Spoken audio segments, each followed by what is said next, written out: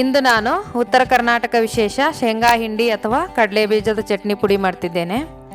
ಉತ್ತರ ಕರ್ನಾಟಕದ ಹಲವಾರು ಚಟ್ನಿ ಪುಡಿಗಳಲ್ಲಿ ಶೇಂಗಾ ಹಿಂಡಿಗೆ ಬಹಳ ಪ್ರಾಮುಖ್ಯತೆ ಇದೆ.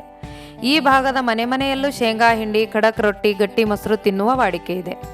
ಮತ್ತು ಗರ್ಭಿಣಿಯರಿಗೆ ತವರ ಮನೆಯಿಂದ ಸೀಮಂತ ಮಾಡುವಾಗ ವಿವಿಧ ಅಡುಗೆ ಬುತ್ತಿ ತಗೊಂಡು ಹೋಗ್ತಾರೆ. ಅದರ ಜೊತೆಗೆ ಶೇಂಗಾದ ಹಿಂಡಿ ಅಂತೂ ಇರಲೇಬೇಕು. ಮತ್ತು ಮಕ್ಕಳಿಗೆ ಶಾಲೆಗೆ ಹೋಗುವಾಗ ಟಿಫಿನ್ಗೆ ಏನು ಮಾಡಿಕೊಡೋದು ಸಮಯ ಇಲ್ಲ ಅನ್ನಿಸಿದಾಗ ಅನ್ನದ ಜೊತೆಗೆ ಈ ಶೇಂಗಾ ಹಿಂಡಿ ಸ್ವಲ್ಪ ಮೊಸರು ಹಾಕಿಕೊಟ್ರೆ ತುಂಬ ಚೆನ್ನಾಗಿರುತ್ತೆ. ಮಕ್ಕಳು ಅದನ್ನ ಖಾಲಿ ಮಾಡ್ಕೊಂಡು ಬರ್ತಾರೆ. ಮತ್ತು ಪ್ರವಾಸಕ್ಕೆ 15 ದಿನ ಈ ಥರ ಪಿಕ್ನಿಕ್ಗೆ ಅದು ಹೋಗುವಾಗ ಎಲ್ಲ ಸಮುದಾಯದವರು ಕೂಡ ಡಬ್ಬಿಗಟ್ಟಲೆ ಶೇಂಗಾ ಹಿಂಡಿ ತೊಗೊಂಡು ಹೋಗ್ತಾರೆ. ಇದನ್ನು 15 ದಿನದವರೆಗೂ ನಾವು ಶೇಖರಣೆ ಮಾಡಿ ಇಟ್ಕೋಬಹುದು. ಅದು ಅಷ್ಟು ಬೇಗ ಹಾಳಾಗಲ್ಲ. ಹಾಗಾದರೆ ಬನ್ನಿ, ಈ ವಿಶಿಷ್ಟವಾದ ಶೇಂಗಾ ಹಿಂಡಿ ಹೇಗೆ ಮಾಡುವುದೆಂದು ತಿಳಿಯಲು ಈ ವಿಡಿಯೋ ಪೂರ್ತಿಯಾಗಿ ನೋಡಿ. ಇಷ್ಟ ಆದರೆ ಲೈಕ್ ಮಾಡಿ. ಆದರೆ ಅದಕ್ಕೂ ಮೊದಲು ನಮಸ್ಕಾರ, ಪಾಕಶಾಸ್ತ್ರ ಚಾನಲ್ಗೆ ಸ್ವಾಗತ. ನಾನು ಸುರೇಖಾ ತಳ್ವಾರ್. ನಮ್ಮ ಚಾನಲ್ಗೆ ಸಬ್ಸ್ಕ್ರೈಬ್ ಮಾಡಿಲ್ಲ ಅಂದರೆ ದಯವಿಟ್ಟು ಸಬ್ಸ್ಕ್ರೈಬ್ ಮಾಡಿ. ಹಾಗೆ ಪಕ್ಕದಲ್ಲಿರೋ ಬೆಲ್ಲೈಕನ್ ಪ್ರೆಸ್ ಮಾಡಿ. ಬೆಲ್ಲೈಕನ್ ಪ್ರೆಸ್ ಮಾಡೋದ್ರಿಂದ ನಮ್ಮ ಹೊಸ ವಿಡಿಯೋಗಳ ನೋಟಿಫಿಕೇಷನ್ ನಿಮಗೆ ಬರುತ್ತೆ. ಬನ್ನಿ, ಶೇಂಗಾ ಹಿಂಡಿ ಮಾಡೋ ವಿಧಾನ ನೋಡ್ಕೊಳ್ಳೋಣ. ನಾನು 2 ರೀತಿಯಲ್ಲಿ ಮಾಡಿದ್ದೀನಿ. ಒಂದು ಮಿಕ್ಸರ್ನಲ್ಲಿ, ಒಂದು ಗ್ರೈಂಡರ್ನಲ್ಲಿ ಮಾಡಿದ್ದೀನಿ. ನೋಡಿ, ನಾನೀಗ ಒಂದು 1/4 kg ನಾನು ಶೇಂಗಾನ ಹುರ್ಕೋತಾ ಇದ್ದೀನಿ. ಅದು ಸಣ್ಣ ಉರಿಯಲ್ಲೇ ಹುರ್ಕೋಬೇಕು, ಲೋ ಫ್ಲೇಮಲ್ಲಿ. ಯಾಕಂದರೆ ನಾವು ಹೈ ಫ್ಲೇಮಲ್ಲಿ ಹುರ್ಕೊಂಡ್ಬಿಟ್ರೆ ಅಷ್ಟು ಟೇಸ್ಟ್ ಆಗಲ್ಲ ಶೇಂಗಾ ಹಿಂಡಿ. ಹಾಗಾಗಿ ನಾವು ಕಡಿಮೆ ಉರಿಯಲ್ಲಿ ಇಟ್ಕೊಂಡು ಹುರಿಬೇಕು. ಮೊದಲಿಗೆ ನಾನು ಮಿಕ್ಸಿಯಲ್ಲಿ ಮಾಡಿ ತೋರಿಸ್ತಾ ಇದ್ದೀನಿ. ಮಿಕ್ಸಿಯಲ್ಲಿ ಮಾಡೋದ್ರಿಂದ ಸ್ವಲ್ಪ ಉದುರುದ್ರಾಗಿ ಬರುತ್ತೆ. ಗ್ರೈಂಡ್ರಲ್ಲಿ ಸ್ವಲ್ಪ ಚೆನ್ನಾಗಿ ಬರುತ್ತೆ. ಸ್ವಲ್ಪ ಬೆಳ್ಳುಳ್ಳಿ, ಸ್ವಲ್ಪ ಜೀರಿಗೆ ಹಾಕೋತಾ ಇದ್ದೀನಿ. ಇದಕ್ಕೆ ನಿಮಗೆ ಖಾರಕ್ಕೆ ಎಷ್ಟು ಬೇಕೋ ಖಾರ ಹಾಕ್ಕೊಳ್ಳಿ. ರುಚಿಗೆ ತಕ್ಕಷ್ಟು ಉಪ್ಪು. ಇಷ್ಟು ಮಾತ್ರನೇ ಹಾಕಿ ನಾವು ಉಲ್ಟಾ ರನ್ ಮಾಡಬೇಕು ಮಿಕ್ಸಿನ. ಈ ಥರ ಮಾಡೋದ್ರಿಂದ ಸ್ವಲ್ಪ ತರಿಯಾಗಿ ಚೆನ್ನಾಗಿ ಬರುತ್ತೆ.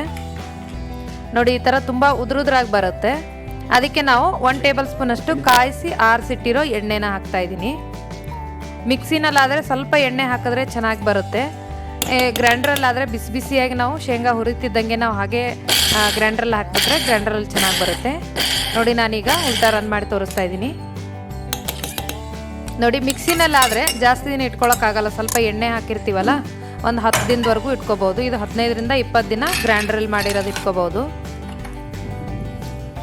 ನೋಡಿ, ನಾನೀಗ ಗ್ರೈಂಡ್ರಲ್ಲಿ ಮಾಡಿ ತೋರಿಸ್ತಾ ಇದ್ದೀನಿ. ಗ್ರೈಂಡರಲ್ಲಿ ಅಂದರೆ ಕಲ್ಲಲ್ಲಿ ಯಾವ ಥರ ಕುಟ್ಟಿ ಮಾಡ್ತೀವೋ ಆ ಥರ ಬರುತ್ತೆ. ಸ್ವಲ್ಪ ಇದಕ್ಕೆ ಬೆಳ್ಳುಳ್ಳಿ, ಜೀರಿಗೆ ಹಾಕ್ತಾ ಇದ್ದೀನಿ. ರುಚಿಗೆ ತಕ್ಕಷ್ಟು ಉಪ್ಪು ಮತ್ತು ಖಾರದ ಪುಡಿ